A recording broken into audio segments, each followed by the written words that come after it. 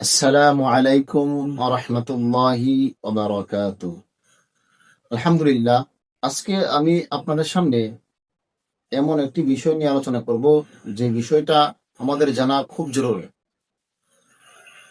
সেই বিষয়টা হলো, আমরা ডাইন হাত দ্বারা খাবার খাবো নাকি বাম হাত দ্বারা খাবার খাবো।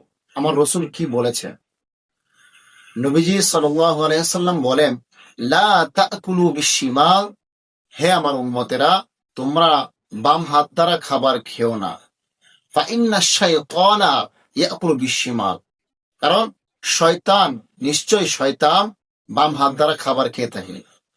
এই হাদিস দ্বারা বোঝা গেল, যারা বাম হাতে খাবার খায় তারা যেন শয়তানের অন্তর্ভুক্ত হয়ে গেল।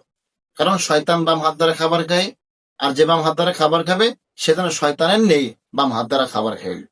এই জন্য আমাদের এই হাদিস থেকে শিক্ষণীয় বিষয় হচ্ছে, আমরা যখন খাবার খাবো তখন আমরা ডান হাত দ্বারা খাবার খাবো।